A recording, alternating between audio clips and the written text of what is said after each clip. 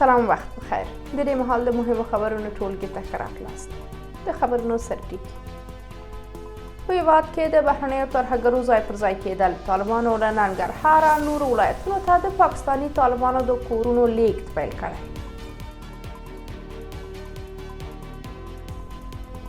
روغتیایي انسټیټیوټونو ته د نجونو پر ورتګ بندیز. د استرالیا او ملګرو ملتونو استازي د افغان ښځو پر وضعیت غږېدي.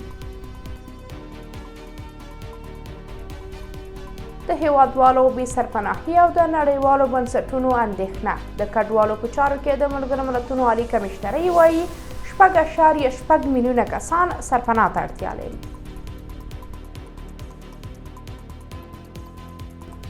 او په سوریه کې وروستي تحولات او وسلوالو ډلو د راڅرګندېدو اندېښنه. سینټکام وایي چې په دغه هېواد کې د دغې ډلې 15 مرکزونه په نښه کړي.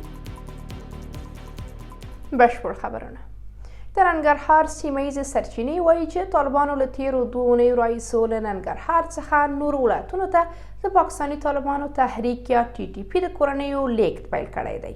سرچینو د دوشنبې ورځ 8 ورځپاڼې ته وویل چې د پاکستاني طالبانو کورنۍ د طالبانو په همکارۍ پلازمینې کابل او د هېواد نورو ولایتونو ته لیږدول کیږي. سرچینو زیاته کړې چې د TTP جنګیالیو دا کورنۍ په مومندرې، ګوشتې، لالپور، بټي کوټ، غني خیلو او کوټ ولسوالیو کې اوسېږي. طالبانو تر اوسه په دې هکله څه نه دي ویلي. په چنګاښ میاشت کې 8 ورځپاڼې داسې اطلاعات ترلاسه کړي وو چې طالبانو د غزني ولایت د ناوې ولسوالۍ په ملک الدین سیمه کې د القاعدې لپاره 4 ښارګوټي او 3 نور ښارګوټي د قرهباغ ولسوالۍ په اتار دښته کې د TTP د غړو لپاره جوړوي چې ډیر ژر به ګټه اخیستنې ته وسپارل شي. دا ښارګوټي د استوګنې پر کورونو سربیره لوی دیني مدرسې او مجهز خوبخونې هم لري چې د ځینو یې کار بشپړېدو پړاو ته رسېدلي دي. ورته مهال د پاکستاني طالبانو غړو په غزني کې د خپلو کورونو د لیږد لپاره مشخصې سیمې ټاکلي دي. د افغانستان لپاره د استرالیا سفارت وایي چې د جنسیتي برابرۍ په برخه کې د دغه هېواد سفیر سټیفاني کوپوس کیمپبل د ملګرو ملتونو د ښځو څانګې له استازي سره په افغانستان کې د ښځو د وضعیت په تړاو خبرې کړې دي.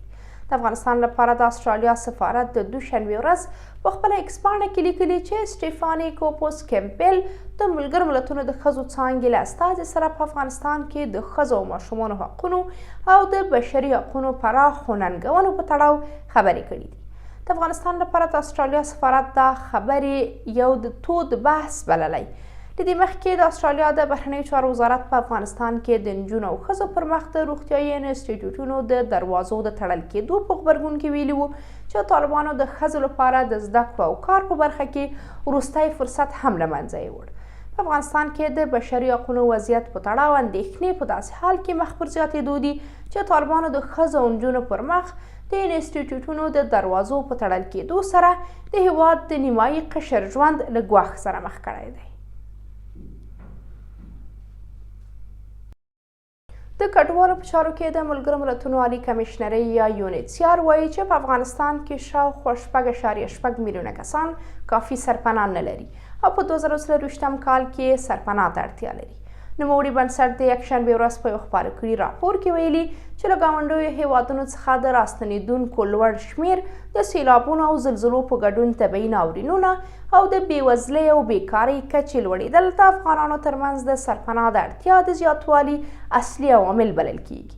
د راپور پر بنسټ په 2024 کال کې د دایمي سرپناه حل لارې د سرپناه ترمیم مرستې، بیړنۍ سرپناه، غیر خوراکي توکو چمتو کول او له ناورین سره مخ کورنیو لپاره د باعزته خدمتونو د لاسرسي ډاډ ترلاسه کول د کډوالو په چارو کې د ملګرو ملتونو عالي کمیشنرۍ لومړیتوبونه بلل کیږي. د یادونه ده چې په هرات کې د زورورې زلزلې پیښې او له پاکستان او ایران څخه د راستنېدونکو پراخې ځپې په هېواد کې د استوګنې ستونزې رامنځته کړي دي. څو موده مخکې د کډوالو په چارو کې د ملګرو ملتونو عالي کمیشنرۍ ویلي وو چې سږ کال یې له ګاونډیو هېوادونو له 48,300 ډېرو افغانانو راستنېدونکو سره مرسته کړې ده.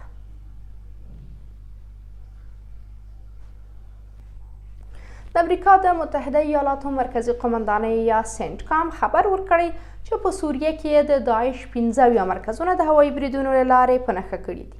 سنټکام د یکشنبې ورځ په یو بیان کې لیکلي چې دا بریدونه د سوریې په مرکز کې د داعش د ځپلو په موخه ترسره شوي دي.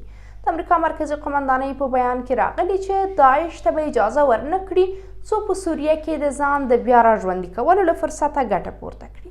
سنټکام ویلي چې په دې عملیاتو کې B-52 F-16 پوځي الوتکې کارولې دي.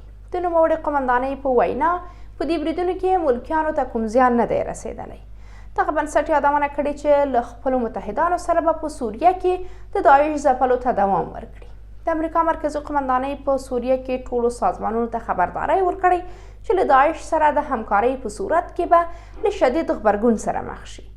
یادونه ده چې په وروستیو ورځو کې د تحریر شام وسلوالې ډلې له پراخو بریدونو وروسته د سوریې پلازمینه دمشق ونیو او په پایله کې د بشار الاسد کورنۍ له 500 کلونو زیاته واکمنۍ پای ته ورسوله.